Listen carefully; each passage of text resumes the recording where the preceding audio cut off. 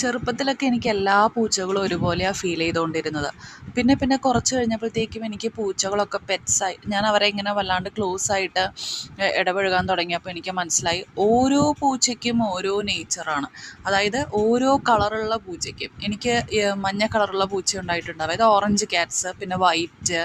അപ്പോൾ ആദ്യമായിട്ടാണ് എനിക്കിങ്ങനെ ഒരു കറുത്ത പൂച്ചക്കുട്ടി. അപ്പോൾ ഇവൻ എല്ലാവരേക്കാളും വ്യത്യാസമാണ്. കാരണം എനിക്ക് മനസ്സിലായി കറുത്ത കളറുള്ള പൂച്ചക്കുട്ടികൾ നമ്മളുടെ ഓറഞ്ച് ക്യാറ്റ്സിൻ്റെ പോലെ അല്ല. അവർ നമ്മുടെ മേത്ത് കയറും അങ്ങനെയൊന്നും സ്നേഹം കാണിക്കുന്നില്ല. ഞാൻ ഇവനെ പലതരത്തിൽ, ഇവന് കുഞ്ഞ് പ്രായം തുടങ്ങി ഇവനെ ഞാൻ കൊണ്ടു നടക്കുന്നതാണ്. പക്ഷേ ഇവന് സ്നേഹമുണ്ട്. ഇവൻ കൂടെ നടക്കുകയും അങ്ങനെയൊക്കെ ചെയ്യും.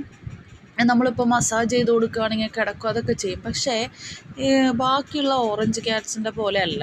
അവരൊക്കെ ആണെങ്കിൽ കുഞ്ഞു പ്രായത്തിൽ തന്നെ നമ്മളുടെ മേത്തേക്ക് ചാടി കയറുക, നമ്മളുടെ മടിയിലിരിക്കണം എന്നൊക്കെ ഉള്ള ഒരു ആഗ്രഹമാണെങ്കിൽ ഇവർക്ക് അങ്ങനെയല്ല.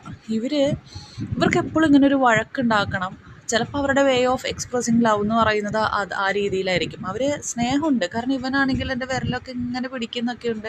വലിയ ഇഷ്ടമാണ്, മസാജ് ചെയ്ത് കൊടുക്കുന്നതൊക്കെ വലിയ ഇഷ്ടമാണ്. പക്ഷേ എപ്പോഴും അവനിങ്ങനെ തല്ലുകൂടി കളിക്കണം എന്നുള്ളൊരു ടെൻഡൻസിയാണ്. അപ്പോൾ ഇപ്പം എനിക്ക് സത്യം പറഞ്ഞു കഴിഞ്ഞാൽ ഒത്തിരി നാളായതുകൊണ്ട് പൂച്ചകളുടെ ഓരോ മൂവ്മെൻറ്റ്സും എനിക്ക് അറിയാൻ തുടങ്ങി.